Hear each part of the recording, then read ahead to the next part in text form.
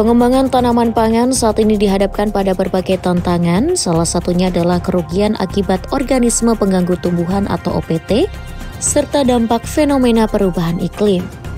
Balai Besar Peramalan Organisme Pengganggu Tumbuhan (BPPOPT) sebagai garda terdepan dalam mengamankan produksi pangan dari serangan hama dan penyakit, perlu tenaga petugas pengendali OPT yang handal dan berkeinginan besar agar peningkatan produksi yang ditargetkan Kementerian Pertanian dapat dicapai.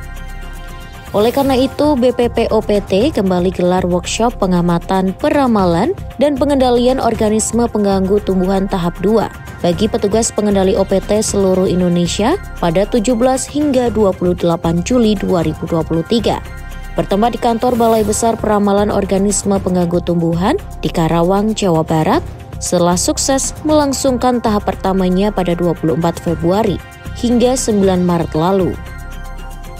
Sutarto Alimoso, mantan Kepala Bulog sekaligus Dirjen Tanaman Pangan Kementerian Pertanian pada masanya, yang pada workshop P3 OPT kali ini menjadi pemateri menuturkan, seorang petugas lapangan pengendali OPT harus memiliki pengetahuan dasar terkait pertanian, kemasyarakatan sosial, dan perdagangan agar dapat mendorong masyarakat dengan cara yang tepat dalam upaya pengendalian OPT sesuai dengan prinsip yang harus dilakukan.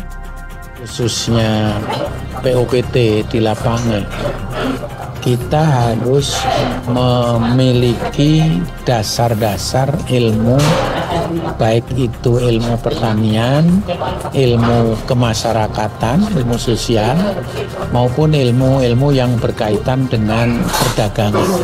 Jadi tidak cukup hanya kita tahu bagaimana menanam, bagaimana memanen, tetapi kita harus tahu bagaimana kita untuk mendorong masyarakat, artinya masyarakat petani untuk mengikuti rekomendasi apa yang harus dilakukan dalam rangka mengendalikan gangguan organisme pengganggu tumbuhan maupun gangguan iklim. Karena di situ ada prinsip dasar yang harus dikembangkan, mulai dari perencanaan tanam itu kita harus sudah melakukan analisa apa yang bisa kita tanam pada saat itu, pada kondisi lingkungan seperti itu, pada kondisi iklim seperti itu, agar nanti gangguan OPT maupun gangguan dampak iklim itu bisa kita hindari. Jadi pengetahuannya tidak hanya sekedar pengetahuan hama penyakit ansih, artinya hanya kalau sudah tahu hamanya seperti apa, penyakitnya seperti apa, itu cukup, tidak. Perlindungan tanaman tidak pendekatannya bukan pendekatan sasaran OPT-nya saja, tetapi pendekatannya adalah pendekatan secara holistik, lingkungan. Jadi kita harus memahami mulai tadi itu, mulai dari faktor lingkungannya, baik fisik maupun sosial, budaya dan sebagainya.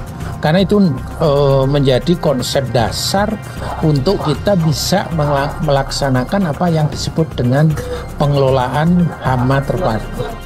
Sutarto menambahkan prinsip-prinsip pengendalian OPT yang harus dilakukan, diantaranya budidaya tanaman sehat, melakukan pengendalian berdasarkan kemampuan lingkungan, pengamatan berkelanjutan, dan pengetahuan dan keinginan melakukan pengendalian OPT oleh petani. Nah, salah satu pendampingan yang diharapkan di lapangan ini berkaitan dengan pengendalian hama itu sendiri, hama dan penyakit maupun gangguan iklim. Teman-teman yang bekerja di bidang perlindungan tanaman pangan pun tidak boleh mudah menyerah. Dalam arti ini bertentangan dengan kebijakan-kebijakan lokal misalnya, itu kita harus tetap melakukan advokasi terus. Kebijakan-kebijakan lokal yang tidak sesuai ya harus kita berikan masukan-masukan. Jadi harus berani mengatakan apa adanya, supaya apa? Supaya kita tidak terjebak pada keadaan yang merugikan bagi petani terutama. Sementara itu, Jumuria, salah satu peserta yang berasal dari Sulawesi Barat, menuturkan, dari keikutsertaannya pada workshop P3 OPT nasional ini, ia akan mengembangkan pendekatan kepada petani di daerahnya sebagai bentuk tanggung jawab menjaga keamanan produksi agar mencapai swasembada pangan.